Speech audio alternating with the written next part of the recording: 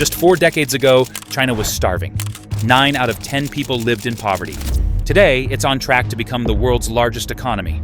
But what happened in between is nothing short of extraordinary. From deadly famines and failed revolutions to the rise of factories, megacities, and a global economic machine, China didn't just grow, it rewrote the rules. But this transformation came at a cost paid in freedom, in lives, and in silence. This is the story of how modern China was built, through iron control, radical reform, and the relentless pursuit of power.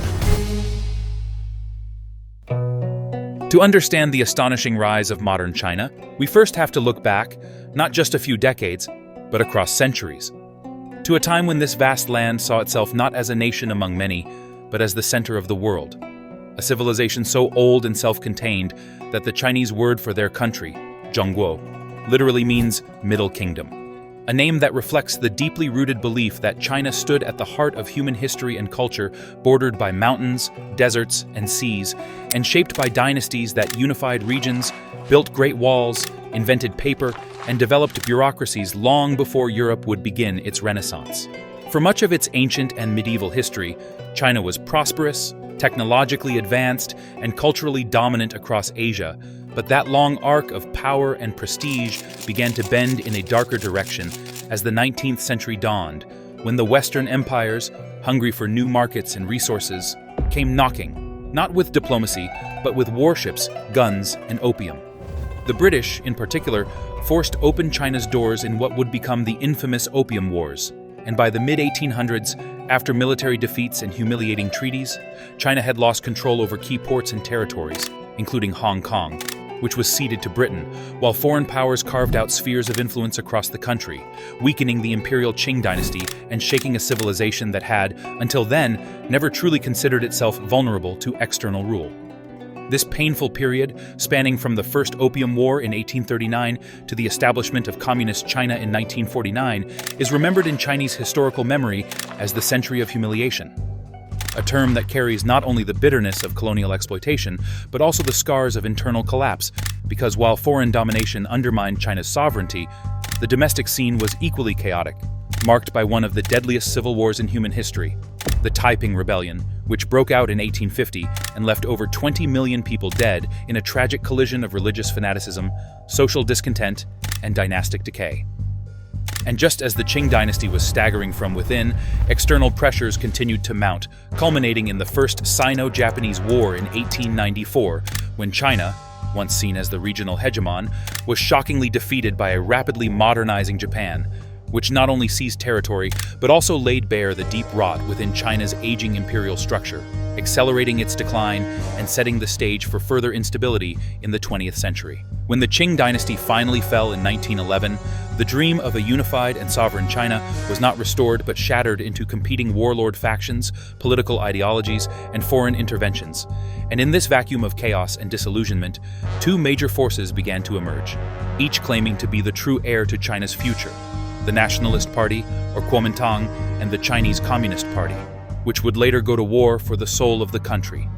But before that conflict could reach its conclusion, Japan once again invaded, this time with unprecedented brutality, launching a full-scale war in 1937 that would merge into the wider catastrophe of World War II, during which an estimated 30 million Chinese would perish, not only from combat, but from massacres, forced labor, and widespread famine, as cities like Nanjing became symbols of unimaginable suffering and resistance.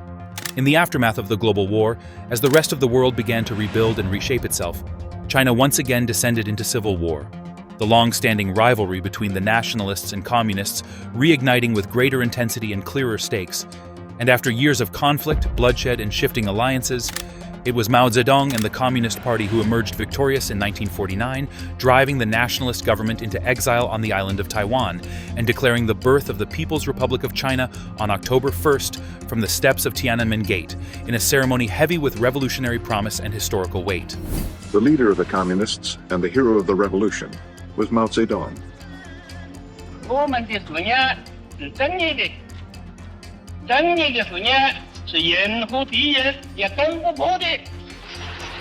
This was not just the start of a new political system.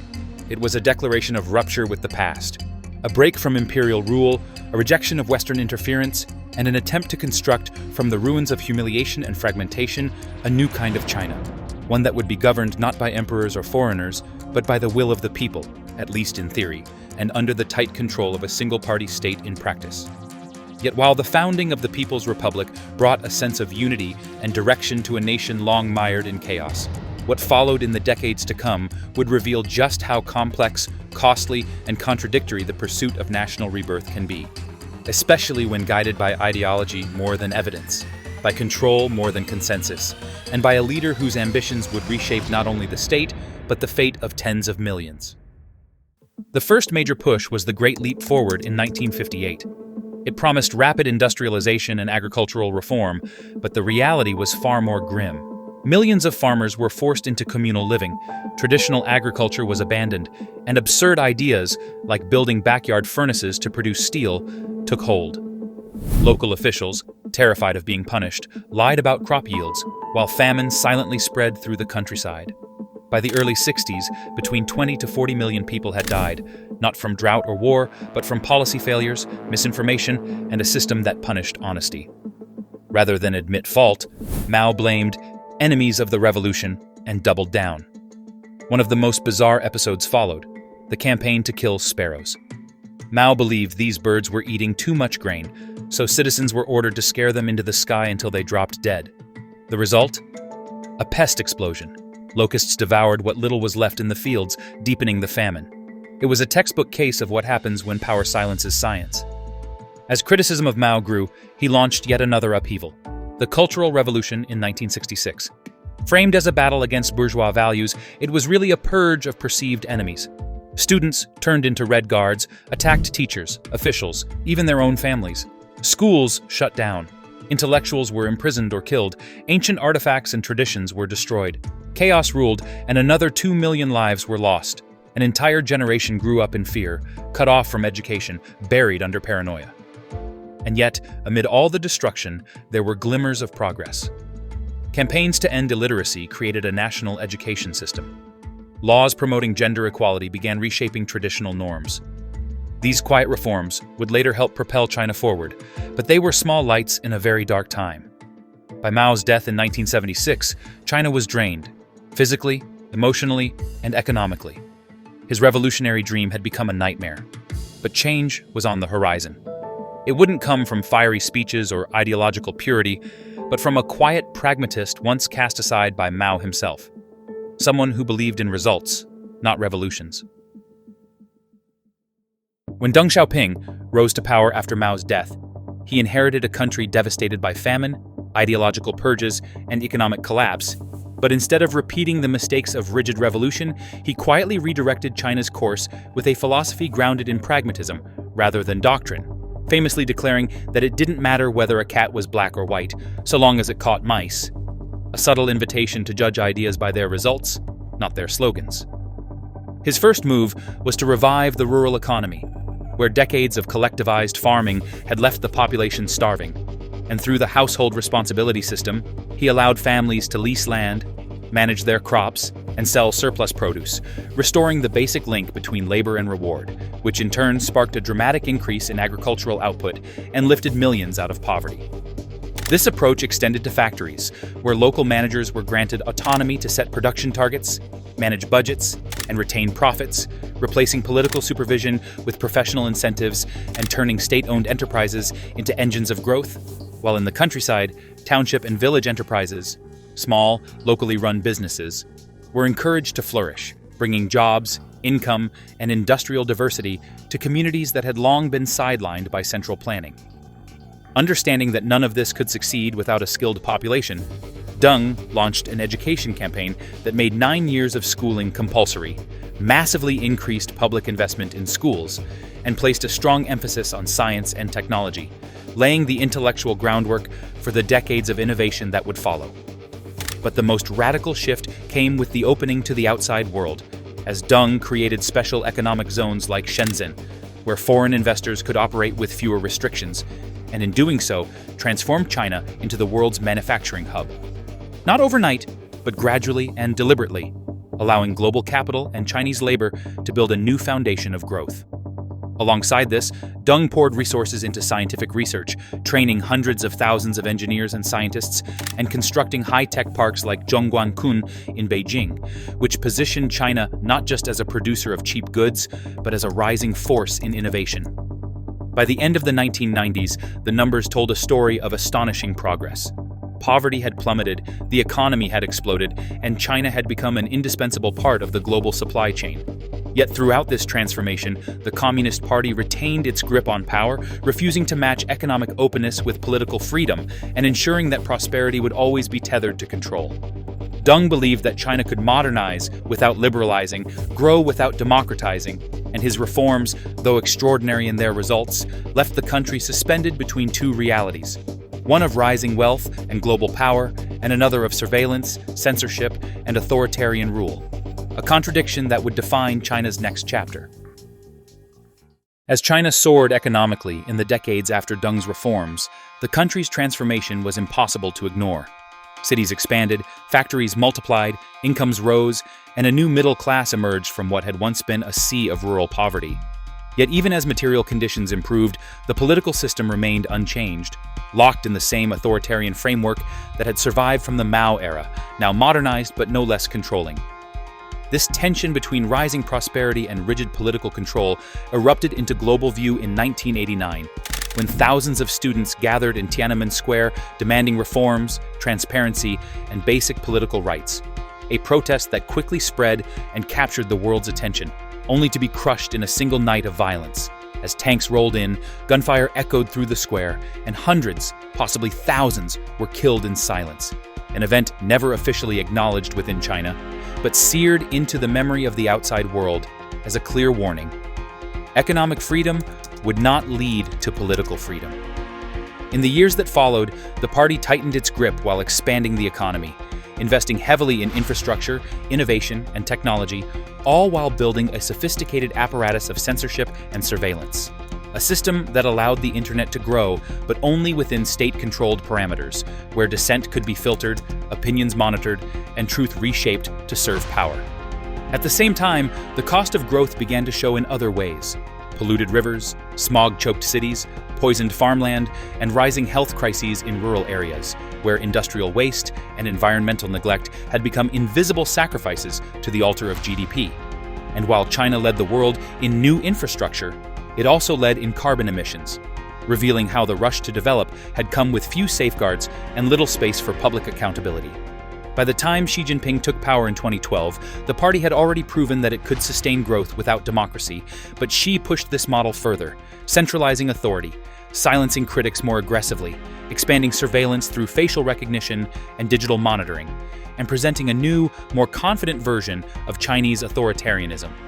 One that no longer apologized for its lack of freedom, but framed it as a strength, a stabilizing force in a chaotic world. This approach reached new extremes during the COVID-19 pandemic, when cities were locked down with terrifying speed. Drones patrolled the skies, apartment doors were sealed, and entire neighborhoods were monitored digitally. A reminder that despite all the skyscrapers and smartphones, China remained a country where personal liberty could be suspended overnight if the party deemed it necessary. And so, as the world watched China rise, as it built high-speed rail lines, launched satellites, and challenged American dominance in fields like AI and green energy, it also watched a system that promised wealth without freedom, progress without pluralism, and power without openness. A model that defied the assumptions of the late 20th century, when many believed that economic growth would inevitably lead to liberal democracy.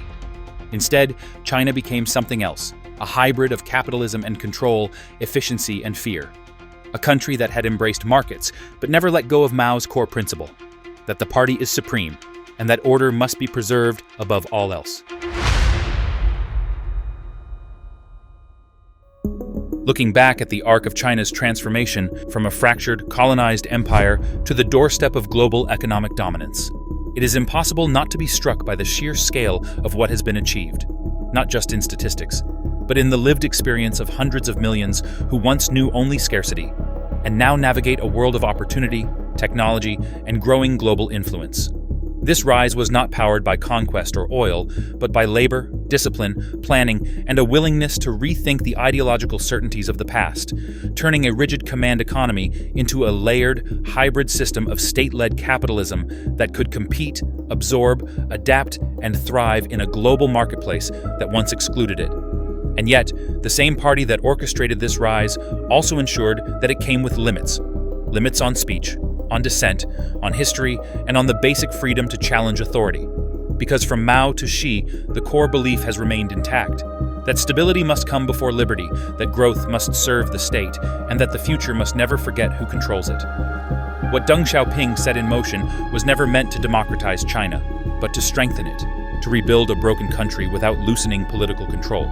And in doing so, he created a model of success that defied the liberal order, one that offered wealth without rights, progress without political reform, and influence without transparency. This is the legacy China lives with today. A country richer than ever, more powerful than at any time in its modern history, and on track to become the world's largest economy, yet still governed by the same party, under the same flag, with the same quiet fear that anything, at any time, can be taken away if it no longer fits the state's vision. And so, the story of China's transformation is both extraordinary and unresolved. A story of hunger turned into abundance, of collapse turned into command, of isolation turned into influence, but also a story of how power, once seized, rarely lets go easily. Because while China has changed everything about how it grows, produces, and connects with the world, one thing has remained constant: the belief that control is strength, and that order, not freedom, is the highest form of progress. China is no longer just rising. It's on track to surpass the United States and become the most powerful nation on Earth. Its economy, technology, and global influence are expanding fast. But this ascent isn't built on open democracy. It's built on control. A system where prosperity grows, but freedom shrinks. Where innovation thrives, but dissent is silenced. As China edges toward global leadership, the world must face a new reality. The next superpower may not be free, but it will be powerful. What China has achieved is extraordinary. What it becomes next will shape the century.